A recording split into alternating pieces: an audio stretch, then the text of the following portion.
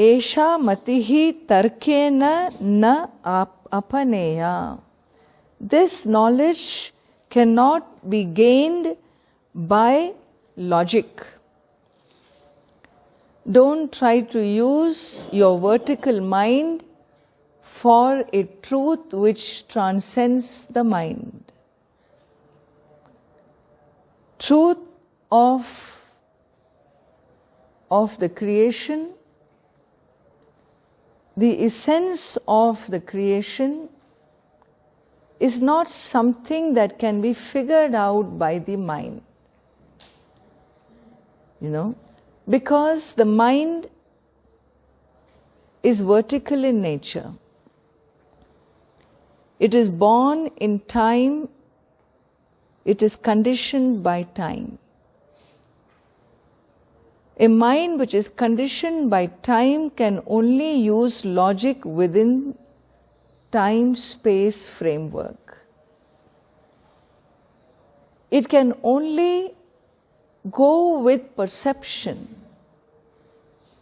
The best, the highest, the strongest tool available to us to understand the world is perception.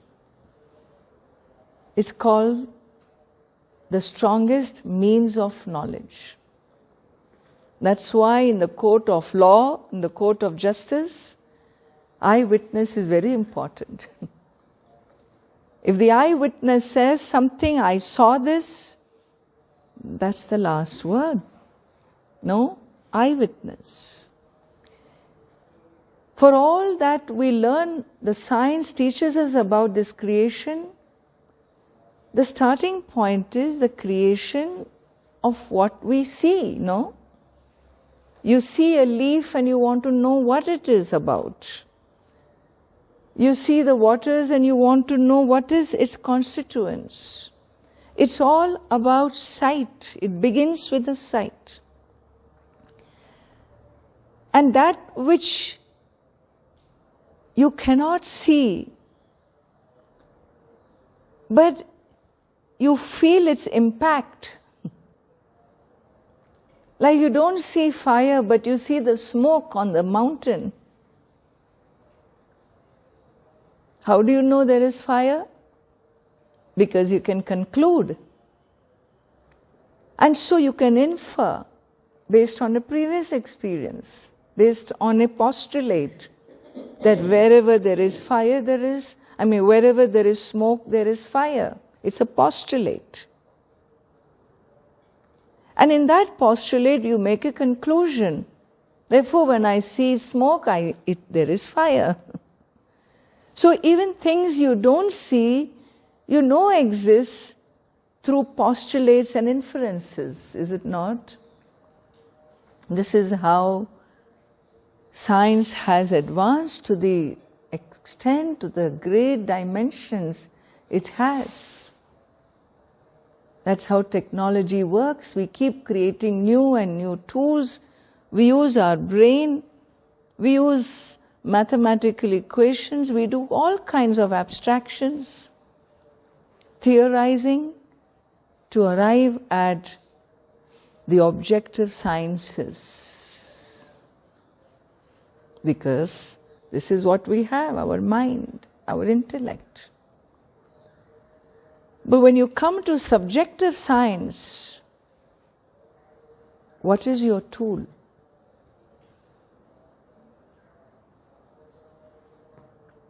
What tool do you have to analyze the subject?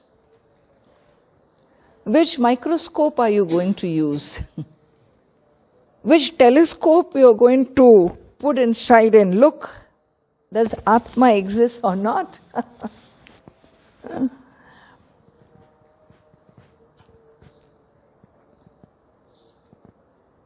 Self-knowledge is a subject outside the scope of science. It is outside the scope of science because science can only deal with what you perceive. Keeping pratyaksha or perception as the strongest means of knowledge, then we carry other tools of inference, of postulate and so on. Abstraction and other training we get to learn about the creation. Correct? But what if there is a science which is beyond perception? What if there is a truth that it crosses the barriers of time, space, conditionality, and it exists? Then your mind has no place. Something else has to reveal that knowledge. That something else is called a revelation. A revelation is that gift to humanity which addresses a subject matter that science cannot enter because it's beyond the scope of science. So don't ask me, Ammaji, is Veda scientific? Veda doesn't care to be scientific because science is not in science scope to absorb the Veda. All right? And therefore, the revelations, the Upanishads, they fall in a very different category. They deal with mystical. They deal with the unknown. They deal with something which you sense, you feel it exists, but you don't know what it is. I am here and now I'm talking to you. Next second, everything can vanish. Such possibilities we experience in human life. And therefore, what is that thing is so important for a person of discrimination to comprehend, to get an insight to. And so, where science fails you, where it cannot enter, it's not in its scope, we go to revelations. What science can give you, you don't go to revelations for that. Science cannot talk about heaven. It cannot talk about hell. Why? Because science couldn't reach there. It cannot say that it doesn't exist. Why? Because to know if it exists or not, you need to reach there first, isn't it? Or you send your satellite there or do something. And then you check out, there's no heaven here. I'm going to inform the human civilization. Who will listen to you? You will become a ghost already. You can't go back and tell them, I experienced there is nothing out here. And therefore, there are things that human beings hear of. The heaven, the hell, the merit, the demerit. Who has seen a merit? Who has seen sin? You do your actions. Who decides right, wrong, sin or merit? Well, there is still something in the world order. There's something in the cosmic intelligence which tells you, your own heart, your own intuitions tell you there is something called justice. Even if in my human law I don't experience, in the divine law there must be fairness. It cannot be so haphazard.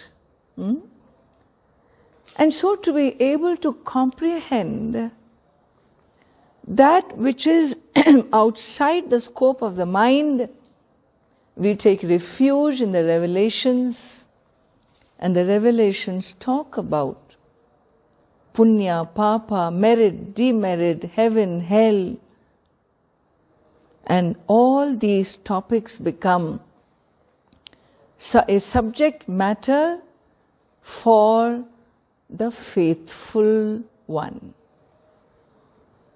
Why? Because there is no other way.